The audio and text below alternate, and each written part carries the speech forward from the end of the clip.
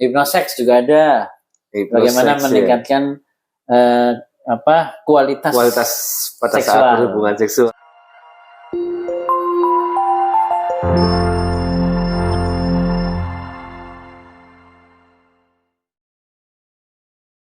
Ya, assalamualaikum warahmatullahi wabarakatuh. Waalaikumsalam warahmatullahi wabarakatuh. Selamat datang kembali sahabat Beta di channel YouTube kami Beta Terapi. Oke, kali ini kami masih meneruskan tentang pertanyaan-pertanyaan yang banyak sekali datang ke kita ya, tentang hipnosis itu apa, hipnosis itu bagaimana, apa aja yang bisa dilakukan oleh hipnosis itu banyak sekali.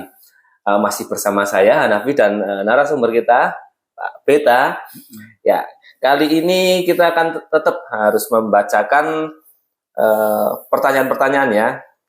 Banyak sekali, cuman sudah kita rangkum jadi beberapa. Oke, langsung aja ya Pak Beta ya? Ya, oke. Ya langsung lah, kita jangan kelamaan. Sebelumnya kita seruput dulu. Biar kepalanya agak seger ya? Iya, bisa agak seger ya. Ya seger ya.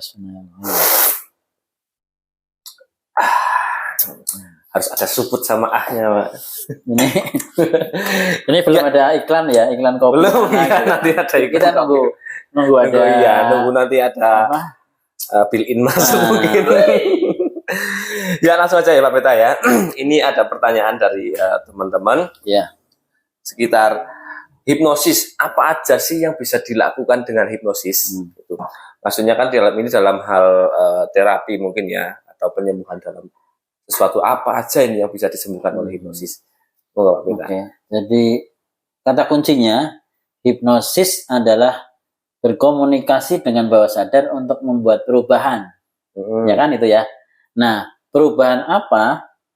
Nah, itu kita pengen apa nih? Misalnya anak yang kecanduan game, biar dia kecanduan belajar. Kan diubah. Iya. Gitu loh. Anak yang malas belajar ya, biar diganti jadi malas bermain. Jadinya dia tetap suka belajar gitu ya. Nah, artinya apa? Hipnoterapi itu bagaimana mengubah ya nilai keyakinan yang ada dalam pikiran ya, sehingga perubahan itu sesuai yang diharapkan oleh orang itu sendiri atau diharapkan oleh orang tuanya, oleh misalnya hipnosis biar suaminya lempeng gitu ya. Nah, ini yang diharapkan istrinya. Gitu. Istrinya pengen suaminya dihipnosis biar suaminya lurus gitu. Atau istri pengen biar suaminya melihat istrinya cantik terus. Nah, itu juga mengubah value, nilai ya, mengubah keyakinan, mengubah cara pandang gitu ya. Nah, sehingga intinya adalah bagaimana mengubah pikiran. Nah, pikiran itu kan ada yang pikiran sadar sama bawah sadar. Nah, hipnosis lebih berkaitan dengan mengubah pikiran yang bawah sadar. Itu Mas Hanafi. Jadi ada kemungkinan apa aja nih yang bisa diambil hipnosis. Karena saya kan kemarin pernah lihat itu ada yang hitan model hipnotis gitu. Terus klinik pengobatan dengan metode hipnotis. Apa aja yang bisa? Ya. Jadi kayak hipnohitan gitu ya. Itu bagaimana seorang anak dihipnosis ya pada saat mau hitan, tujuannya biar dia tenang, dia nyaman. Ada juga yang dihipnosis terus setelah dia dalam masuk kondisi hipnosa dihitan, nah tiba-tiba saat dia bangun udah nggak kerasa ya, tiba-tiba sudah selesai gitu ya, ada seperti itu. Terus tadi hipnoparenting, hipno untuk orang tua biar anak lebih ngikutin apa kata orang tua. Ada hipnosis buat kecemasan ya, cemas, bingung tanpa alasan yang jelas ya, bisa dilakukan hipnoterapi. Ada hipnoseks juga ada. Bagaimana meningkatkan kualitas pada seksual. Saat berhubungan seksual. Saya pernah terapi dulu pasien dengan vaginismus ya. Apa itu Pak vaginismus? Vaginismus itu punya vaginanya itu nggak bisa buka. Iya, rapat gitu. Itu bukan karena rapat ya, tapi karena ketutup, karena punya traumatik di masa kecil. Terus itu ketika mau berhubungan dengan suaminya nutup.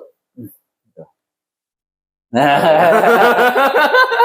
dan Jangan kemana-mana. itu sampai waktu itu sampai 7 bulan dari menikah masih gadis, tidak bisa dimasukin. Gimana Itu ya? waktu itu saya Aduh. terapi dua kali, terus setelah itu bagus, dan selang 3 bulan ya orangnya datang lagi ke tempat saya waktu itu sudah hamil.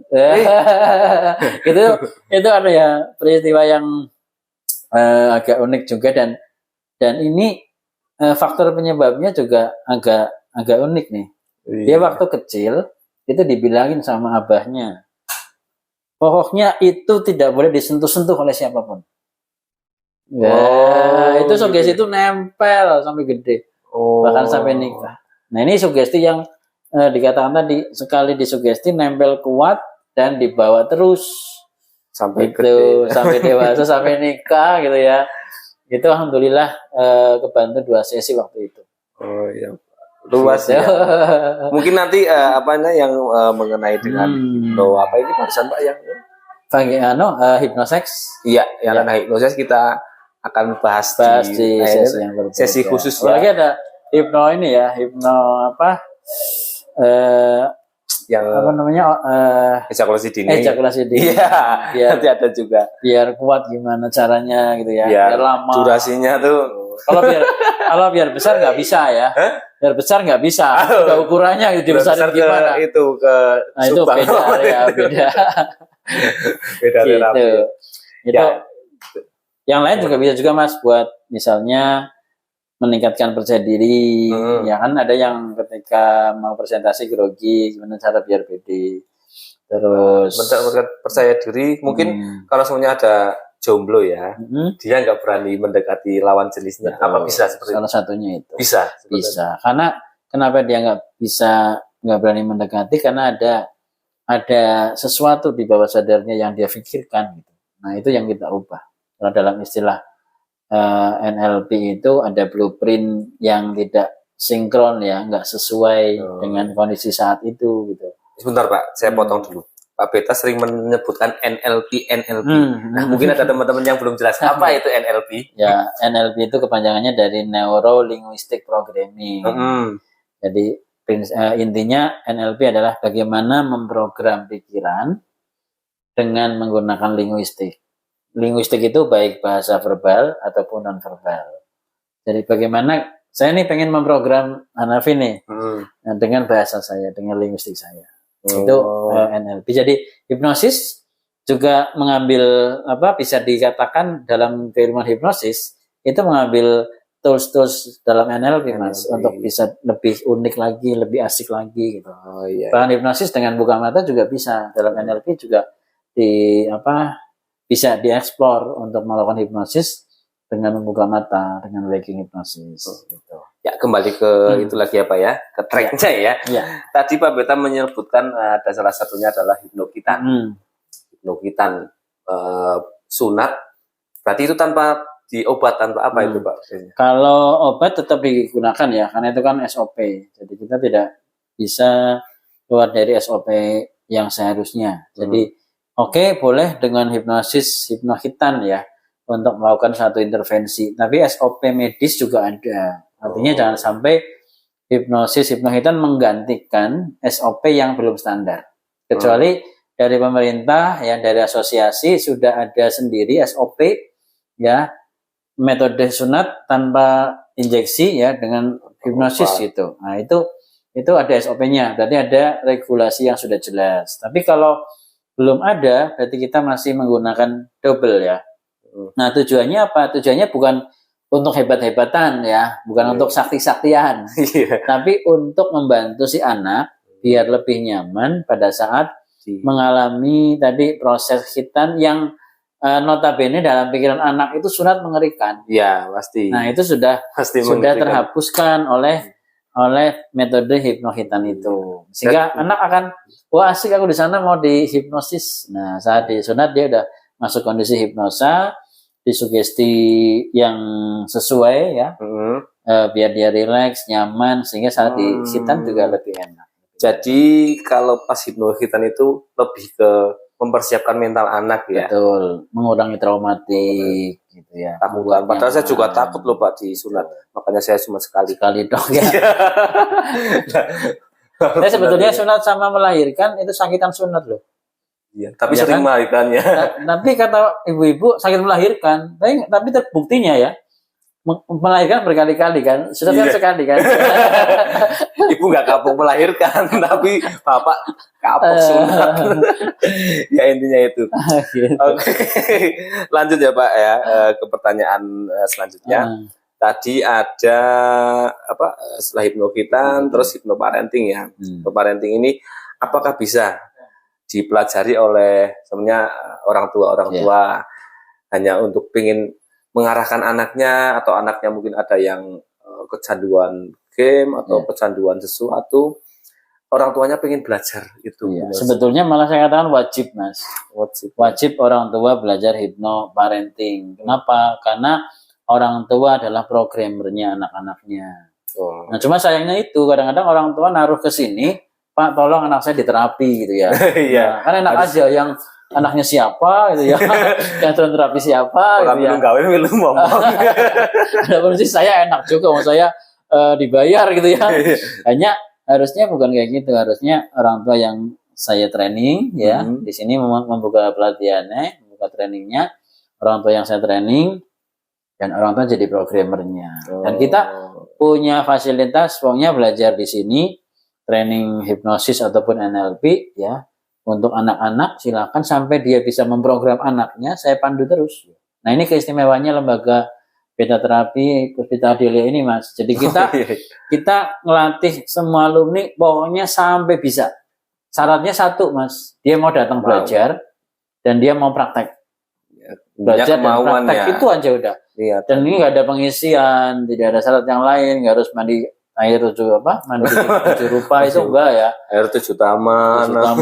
Kembang 7 rupa itu enggak ada ya. Jadi kita syaratnya datang dan mau praktek. Karena ke sini datang takut praktek percuma. Gitu. Padahal gini ya kalau kita berpikir ekonomisan ya. Seorang orang tua kalau sebenarnya kayak gini kan kemarin kan ada yang naruh ini tolong dihipnotis anak saya satu ya. Kalau anaknya 10, harusnya kan kalau orang tua sendiri yang sudah bisa, beliau sebagai orang tua berlatih bagaimana hipnoparenting itu, kan dia bisa memprogram 10 anaknya itu sendiri dan dia bisa mengontrol anak-anaknya mau kemana sendiri secara mandiri ya. Ya seperti itu. Untuk orang tua penting ya, ini sangat penting ya. Mungkin ada yang masih ragu atau apa ya. Kadang ada yang eman-eman juga. Untuk bayarnya padahal ini katakanlah untuk training kan di beta terapi ini ada yang 5 juta, ada yang 11 juta. Kalau kita bandingkan ya, kita ambil angka tertinggi 11 juta, tapi anaknya terprogram dengan baik ya, anaknya bisa mempunyai excellent ya, keunggulan dari pemrograman orang tuanya yang sudah kompeten mempraktekannya buat anak-anaknya, kira-kira keuntungannya 11 juta apa enggak? Ya, investasi lah. Nah, itu yang kadang-kadang enggak disadari karena uang 11 juta itu dibanding-bandingkan dengan barang-barang yang HP itu ya dengan 11 juta bisa tuku iPhone dan lain-lain. Ya, nah, ini yang kadang-kadang enggak fair. Membandingkan kemampuan sebagai programmer untuk anak-anaknya dan keluarganya dibandingkan dengan barang-barang yang sebetulnya ya harganya jauh dibandingkan otaknya, kemampuannya si anak-anak ini. Gitu, bersifat temporer lah HP ya Pak. Sebentar aja fungsinya sudah. Ya terus terang saya juga belajar NLP, hipnoterapi, coaching itu juga ini ya. Saya hanya berpikir ilmu karena ilmu itu pasti akan bermanfaat dan nggak hanya buat training keluar ya, buat diri saya sendiri, terus buat keluarga. Ketika anak, wah ini kok anaknya agak, kan kita dalam satu tahap dalam satu masa gitu ya. Kita kan melihat anak seperti apa nih perkembangannya. Kan nggak bisa permanen sama, terus rajin, terus nggak bisa kan. Iya. Ada naik turun. Nah, ketika kita punya skillnya, kita bisa ngotak-ngatik di situ. Oh iya. Masyarakat telesi.